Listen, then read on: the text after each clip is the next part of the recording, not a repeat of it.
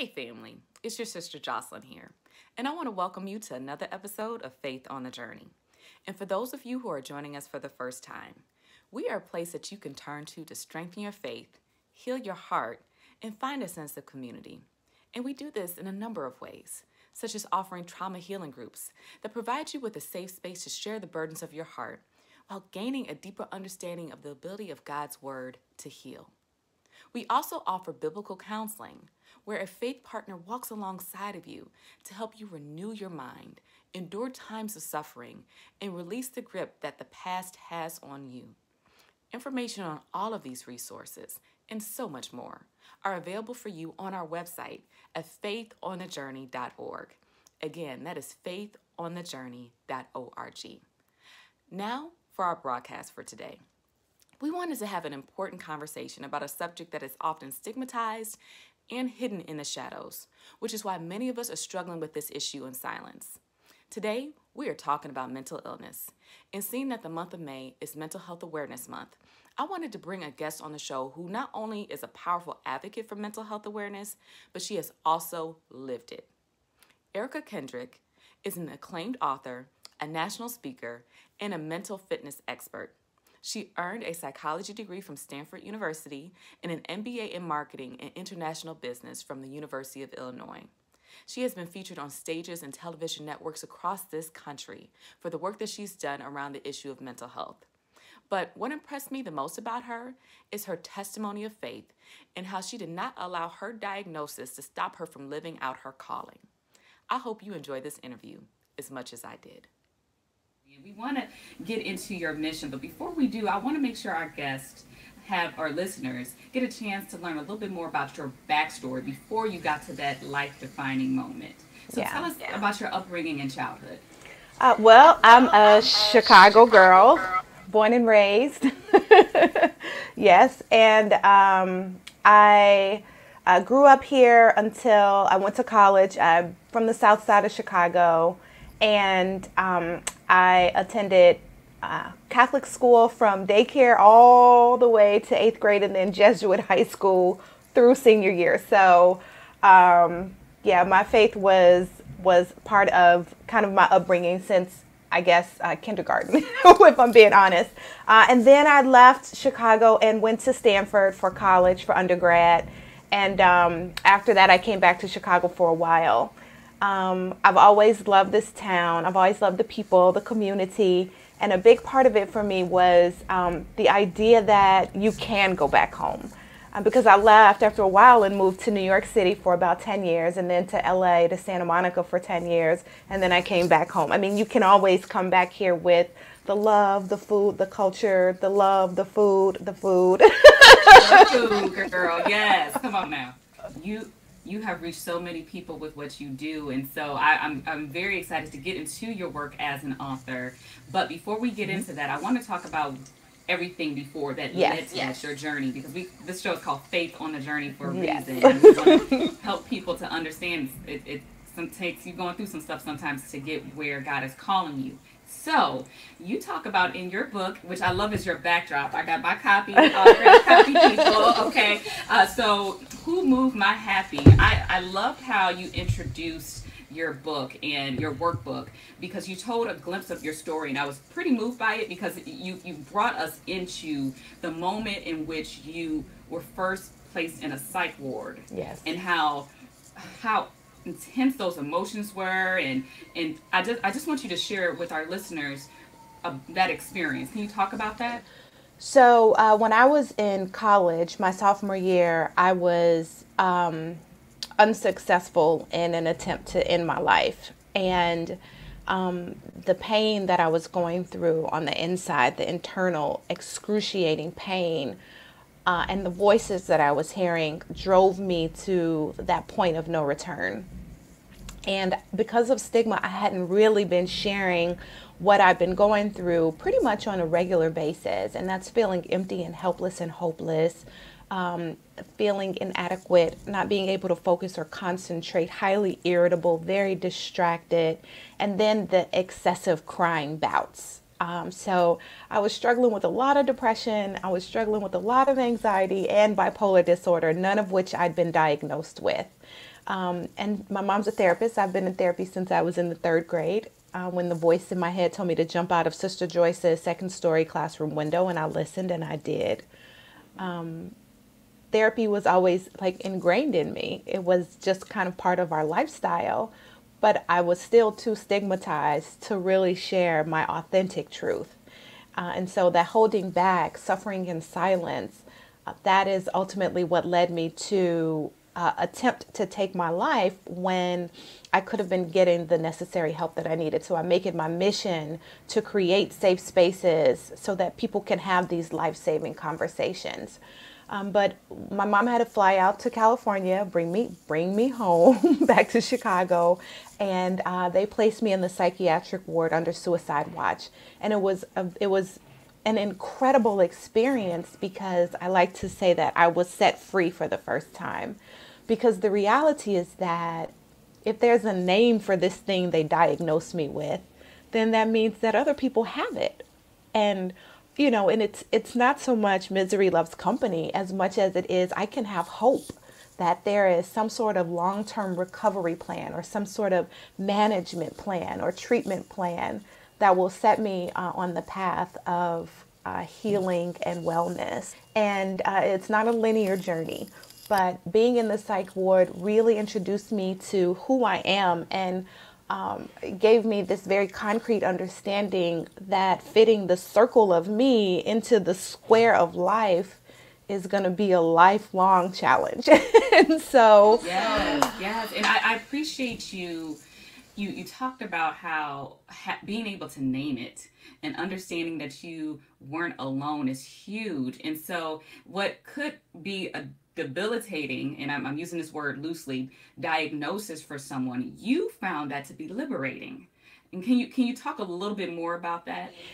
One of the biggest things that we as humans fear is the unknown.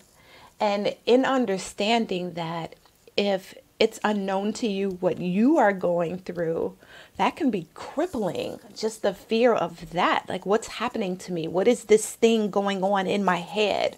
What are these voices that are not my own that are telling me to self-sabotage? What is that? Am I really going crazy? Am I crazy? Have I always been crazy? Those kinds of thoughts, what I call the stinking thinking, is truly something that we don't have to live with. And until, that moment where the psychiatrist or the doctor or the specialist or the therapist says, this is what you're dealing with. Up until that point, it's torturous for a lot of folks. And that's what leads to, tons of self-medicating with alcohol and drugs. That's what leads to really aggressive, raging behaviors. That's what leads to abuse inflicted upon self or others. These areas in the mental health space where, we kind of haven't been invited to have these life-saving conversations. And so to know that I struggle with something called depression was like, okay, well, wait, there are books written on this? Wait a minute, you mean to tell me I could have been educating myself around what it is that triggers me, what it is that makes me tick, the nuance of kind of my soul and my spirit. Well, I'm late to the game. So, I can go read about this and listen to lectures, and I can go search it up on the interwebs, the world wide web. Like, so it was freeing. It was liberating. And then a couple of years after that diagnosis, I was diagnosed with bipolar disorder with psychosis. And psychosis is just a fancy word that means I see and hear things that aren't there. Okay, all these voices explained. Wait a minute. So I'm not really crazy. This is an actual thing that I'm experiencing, and it is very real, even though other folks may not be able to see it. But that means that I'm okay. But what it also means is that it's perfectly okay to not be okay. That's also okay. Because once we have access to the resources, then we can start the journey toward wellness and healing. Amen. I love that. If I were to frame everything that you said in a nutshell, is with awareness. There's so much power because with awareness, there's choices, and you are no longer just sitting here just taking whatever, but you can now make decisions on how to navigate this. And so that empowered you, that knowledge that you had. So now I want to kind of take things back a little bit into what we're talking about when it comes to stigma and kind of getting beyond that, because during our pre-interview, one thing that I really connected with you on is the spirit of perfectionism. I tell people I'm a recovering perfectionist. The Lord is working on me.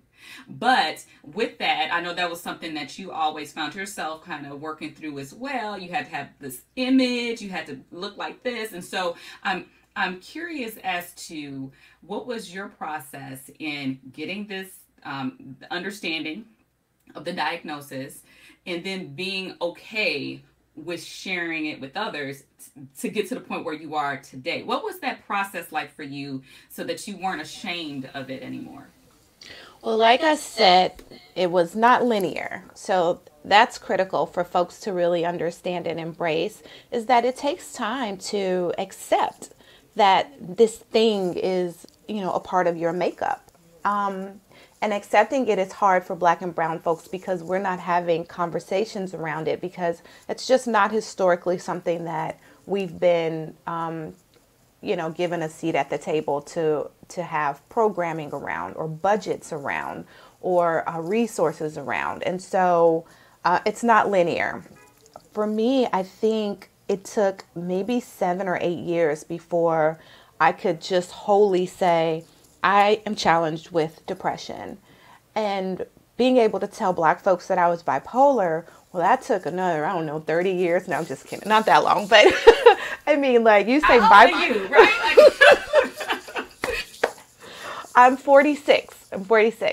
I wasn't asking that for real. Oh. That joke. No. I like to tell people because I was on and off medication all of my 20s, and we could never find the right combination of psychiatric medication that really worked with my system. And so in my late 20s, I went off of everything, and I spent about 18 years kind of struggling to survive and not really positioning myself to thrive.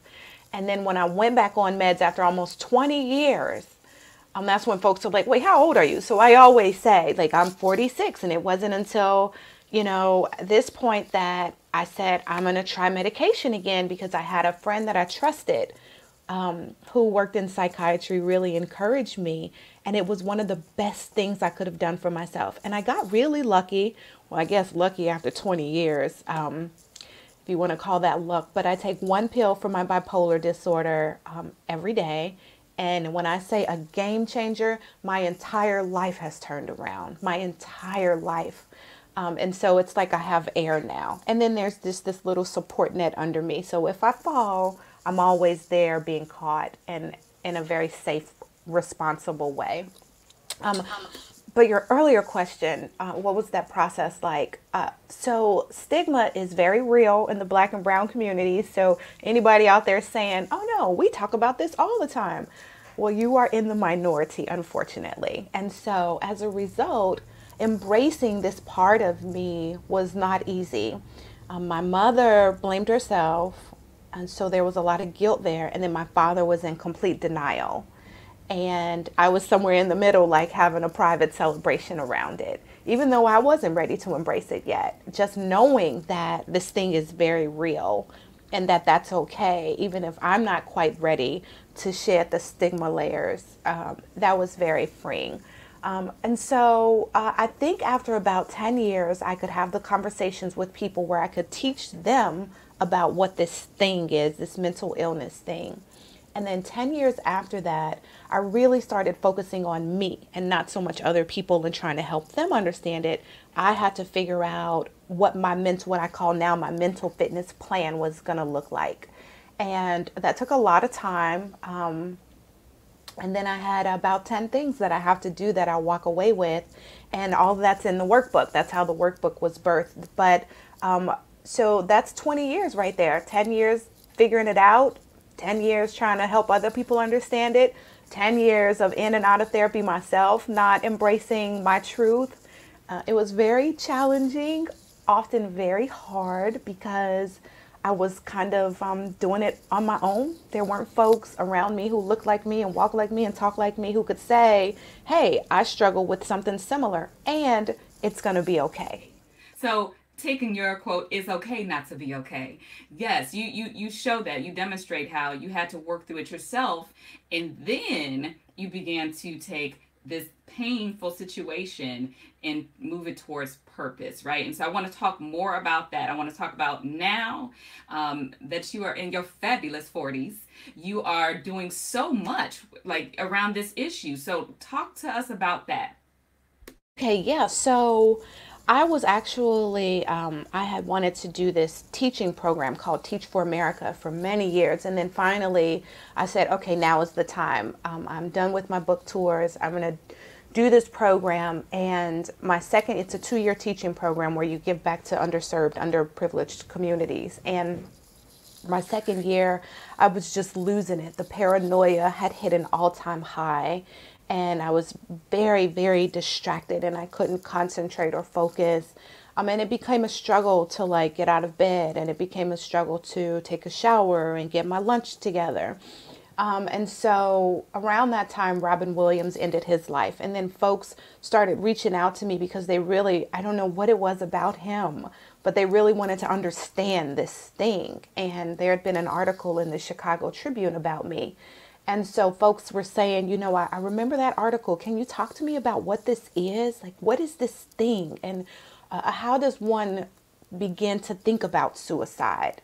And then how do you justify that with your faith? And and so I started having conversations, and then folks would be like, well, can you come and speak to this audience? Or can you come and talk to this group? And so I was like, I guess, okay. And then the American Foundation for Suicide Prevention said, hey, we want to send you on this California tour. Well, that's what it ended up being. And so I did all these cities from San Francisco all the way down to San Diego. And I shared my story with their organization. And so I would speak to thousands and thousands, but usually they were white folks. And Black folks in Chicago were like, okay, girl, it's time for you to come back. We need some help too. And I was like, well, I just been waiting for y'all to ask, because when I say mental health, everybody does one of these numbers. Not me. That's not me. Not my family. I'm like, I've been ready to have and so I started Who Moved My Happy. And that was initially designed for the community, by the community. And so all programming was free. And there would be panels with people of color that were psychiatrists and psychologists and nurses and therapists. And then there would be other people with lived experience who were dealing with their own mental illness. And then the National Alliance on Mental Illness would come and be a sponsor and give out resources and takeaways. And it was phenomenal. And then I did a big GoFundMe, and we raised over $10,000 in like a month and a half or something like that. And so that sent me out on a 5-city tour. That was also free for folks. And it was probably one of the most incredible experiences I've ever had, because I was very aligned with my purpose. And all the times that I attempted to end my life, now it made sense. That's why you weren't successful, woman, because you're supposed to be the person taking your mask off for other folks, being transparent so that they can see that this is what hope looks like. So that sounds like this was quite the journey, and you didn't even necessarily seek it out right away. People started reaching out to you when they were ready for that. And so I'm glad that you accepted the call and the need is so huge. And we saw, not just with Robin Williams, which I think just shook everybody, because I mean, who didn't love Robin? To see someone who made so many people laugh, have so much going on, that was tragic. But then we also seen this in the church. So many, not so many, but too many in my book. Pastors we've seen passed away due to suicide. They might have been struggling with the mental illness. There's so much going on there that we don't know, because you mentioned the mask, which is, that's my thing. Y'all know I got my book, Breaking the Power of the Mask, shameless plug. But yes, many of us are wearing masks, including pastors, because they have to be strong. They have to have it together. They're the spiritual leaders, right? And so with that being said, if they don't have a space to be able to, like you said earlier, name it, if they don't have a space where they can honestly talk about what they're struggling with in the church, saying, hey, yeah, let's pray about it, but it's okay to get on some medication, okay? Like having these conversations where we're honest about what's going on is important. And so you, again, trailblazer, are out there really making this happen and making sure that people are aware of all the dynamics at play. And so let's talk about the message that you want to share, especially with the people of God in church around the issue of mental fitness, mental health. Let's talk about that. Well, that's a huge undertaking. And I remember 10 years ago when I started this work, I would call the churches and ask if I could come in and share a bit of my story or talk about mental health or mental fitness. And I mean, they wouldn't call me back, or they would hang up on me, or they were not the nicest to me. And now we're at the point where, I tour churches all the time. And so there's significant progress. But when I say it's a huge undertaking, to just kind of, turn the page so that these conversations can happen freely. But then I'll go into some of the progressive churches and they have mental health ministries. And so that's always just like, oh, I love this. And then they have a separate one for the teens. And so the progress is happening, and it's happening quickly because folks are realizing that mental health challenges are a function of our bodies. So what I like to tell people in the church who have given me a little pushback is that, well, if there was something going on with your heart, you would not hesitate to go and see a specialist and get on whatever medication they prescribed you. Can I say amen? Yes. If you have a kidney disease, you are on dialysis regularly, you are not missing an appointment, and you went in to see the kidney specialist about it, who then walked you down the road to being well, to wellness. So when we talk about mental health challenges, it's a function of our brains, which is the most vital organ in our entire system. But if you're going to address your heart and your kidney in such a way that honors you, how dare we not take care of our brain and go see a specialist who will then properly medicate you if that's the decision or the choices that you all make as a team. But you're going to take care of that. And then on the flip side, if you had something as small as a toothache, that emergency dental appointment is happening within 24 hours. You are in the dental chair. Yes. And so I love that point, because we know the mind is so important. And so we can't just put that on the back burner. Like, this is something where, yes, we absolutely can bring it to God, but the medication, just like anything, like a physical condition, is something that we should be okay with exploring. And I think there's a balance with that. I do say, and tell me if you agree, Erika, that sometimes people are quick to just throw some medication at somebody, right? Like, I remember reading, you said, like, you had medication soup, and, sometimes it's like, what are y'all trying to drug me up? Like, so we have to be careful with that. But at the same time, by direction of the Holy Spirit and doing your due diligence with the research and getting your team together, which you talk about in your workbook, then you will be able to make the right decision to navigate your path, right? Proponent of holistic remedies. That's a big part of kind of like how I'm made. And so, yes, the book has a chapter on therapy, and within that chapter comes the psychiatrist who is responsible for prescribing the medication. But outside of the therapy chapter, everything else is holistic. It's also free and you can do it by yourself. You don't need anybody's permission or anyone's help. I do believe in accountability partners. That's why a lot of times in the book you'll see there's a space for you to put who's going to be your person, who's going to check in with you, who's going to do this bike ride with you or do this with you, or because sometimes we don't want to go through a lot of it alone. However, what we eat, how often we exercise, what we drink, the music we listen to, the amount of sleep we're getting, the intentionally selected folks that we keep around us as part of our support squad. All of these things matter when it comes to our wellness, when it comes to protecting our brains, when it comes to honoring our minds. And I think therapy is also essential in that. We all need help navigating what I call the sticky. Life can get sticky, and someone to help us with tools so that at any time we can pull out what we need from our tool belt to get through.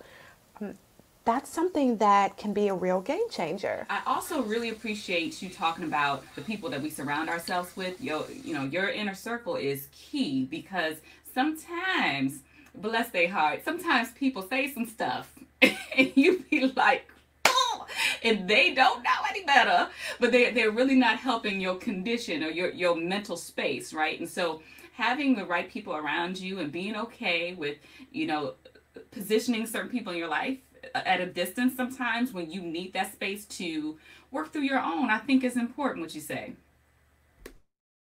Support Squad is the first chapter in the workbook, because that makes all the difference. If you're surrounded by toxic folks and a lot of negativity, there's no way to dodge that bullet that's coming straight for your mind. There's just no way. So one of the bigger things that we have to do is understand, what is toxicity? What does that look like? What does that feel like? So I take people through that, and then intentionally selecting your VIP support squad, because we all have a circle.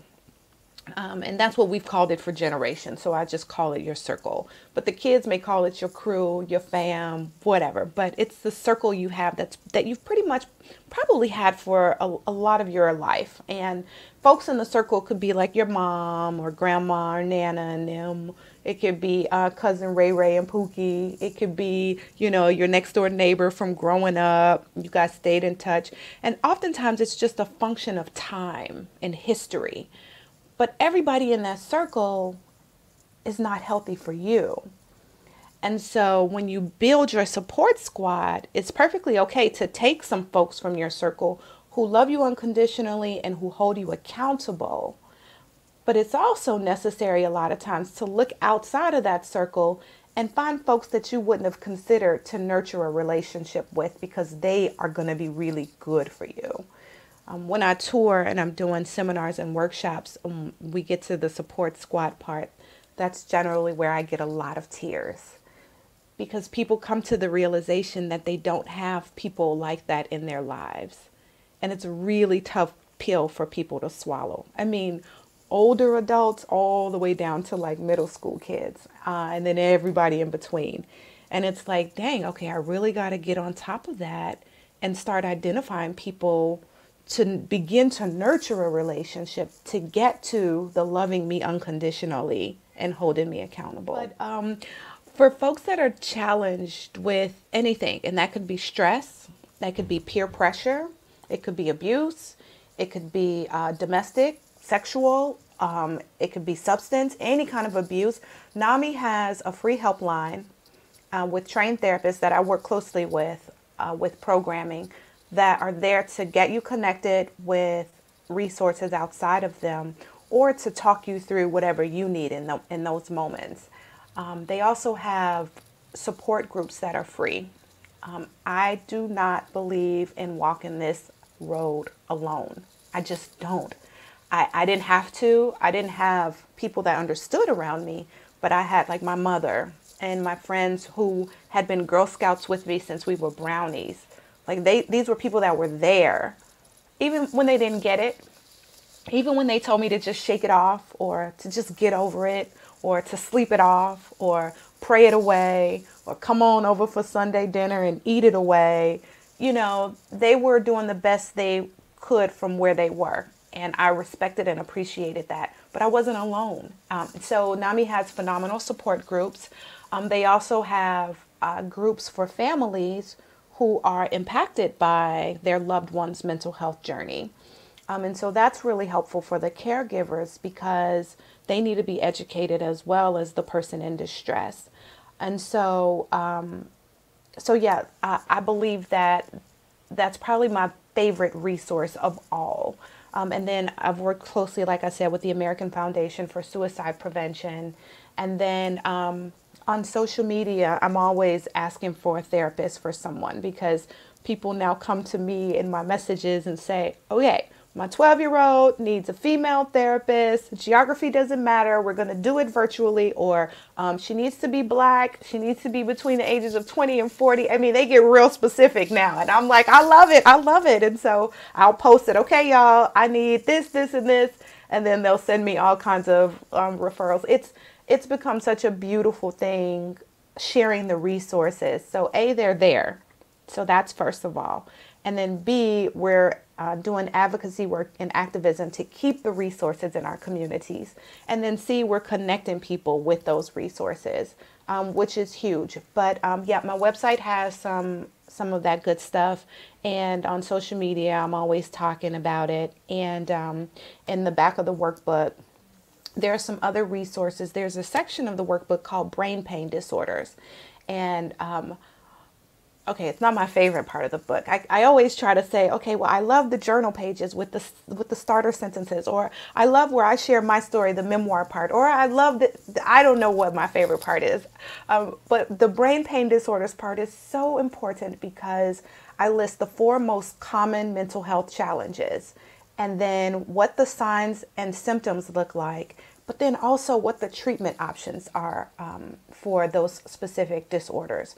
And that way folks can begin to slowly educate themselves, because if you're picking up this book, you're probably picking it up for a reason. You know what I mean? And so it's good to see, oh, okay, that looks familiar. Now I need to have a conversation with a trained professional around it, but it's a good starting point to begin to educate ourselves. Like I said, many people were reaching out just trying to gain an understanding. And so I think this is a great resource for people. And with so much that has happened in recent times, depression rates are very high. People are really struggling, and they just need to understand kind of what is going on with them. And so that knowledge, as the old saying goes, is power, right? And so I wanted to ask one other question before we end our time together. And that is, can you just speak to anyone right now who might have had a recent diagnosis, or they might be really struggling and they just need just a word? What would you say to them? Well, I always say the same thing. It is okay to not be okay. Like, so often we don't give ourselves permission, and other folks definitely don't give us permission to just not be okay. Like, we have to, especially as Black women, that's a whole other thing. We have to wear the super cape. You know, we have to be everything to everybody. And now with COVID being so impactful in our everyday world, we're homeschooling kids. I mean, at what point did we become teachers to children, in addition to holding down our own jobs at home and then taking care of our partner or our person if we, you know, are living together? That is just insurmountable pressure and stress. That alone, that doesn't have anything to do with a mental health challenge or a mental illness, but that alone is enough to cripple us, especially going into another wave of this that'll last for more months and months. And so to not be okay is perfectly okay. It is okay. It is okay to reach out to someone who loves you unconditionally and who's going to hold you accountable, somebody in your support squad, and say, sis, I'm not doing so good today. I'm just not. And you might be surprised that that person says back to you, I thought I was the only one. I'm not either. Ooh, talk to me about it. I'm about to cry. I'm about to cry. It is so real that we encourage one another to share our experiences with the mask off, because only then can we connect as humans, but also be there for one another. And then we can talk about resources. Oh, well, have you thought about seeing a therapist? Just maybe even just right now during this time, to just have some extra support and get some tools to kind of help you with that. You know, I never thought about therapy. I might look into that. Do you know some? I mean, now we're talking. Now we're talking about healing, and we're talking about, you know, inspiring hope, and we're talking about doing some real life-saving work, because we don't know where people are in their struggle. Just because that mask is pretty, that doesn't mean that what they're feeling on the inside is matching that pretty. And so we want to get folks to the happy. And the first thing in doing that is admitting that we're not okay and being okay with that. Yes. Yes. Come on now. and it just having that space makes all the difference in the world. You know, just being able to cry. That's one thing that in the work that I'm doing around healing, we don't realize how powerful it is to just shed tears. Like how it actually like releases endorphins as if you were to exercise, and how it's a release, it's a weight lifted. We just can't go around pretending to be all the time. That takes work. That is draining. Just to be honest and just say, yeah, this is the struggle's real. Like I'm having a difficult time. It allows you to just take that weight off. And honestly, as we know as believers, we're not even meant to carry all these burdens by ourselves. God calls us to lay that stuff at the cross. We can't be walking around here trying to be many gods. Just allowing ourselves to release is so important. So I appreciate you offering people that space, or directing them to that space, and offering people hope. And I want to make sure that our listeners, or those who are watching, know where to get your book. So we're going to show your website again. Get your autographed copy here. let's help people find some freedom and understanding what's going on. And again, just thank you. Any final remarks before we end our time together? I love to say this, and it's corny because a lot of people are like, you don't know me, you've never met me, how can you say that? But I love to say something that a lot of folks just don't ever hear, and that's that I love you.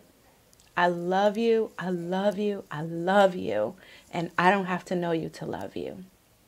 Thank you guys so much. Thank you for letting me be a part of this experience today. This was phenomenal. Love you too, sister. But yes, come on now. But sometimes we just got to be able to spread love to people in a world that has so much going on. People just need to know that they're seen, that they're loved, and there's hope. And I again, just thank God that God is using you as a vessel for all of those things. And so I pray for blessings over your ministry, and I look forward to continue to see you on the virtual stage for right now until we, open back up with COVID. But just continue to do your thing and speak to the masses about this important message. And for those of you who tuned in for the first time, this does not need to be your last time. I need you to subscribe. You can subscribe to our podcast channels. We're on Spotify. We're on Apple Podcasts. You can also follow us on Facebook. We're on Instagram. So just make sure that you're connected. And if you want additional resources, we have some great tools on our ministry website, and that is faithonthejourney.org. Again, that is faithonthejourney.org. You join our email list, and we'll make sure to provide you with additional resources to help you along your journey. So that's this for this week. We can't wait until next time when we're together again. But until then, you keep your faith on the journey. I'll see you soon.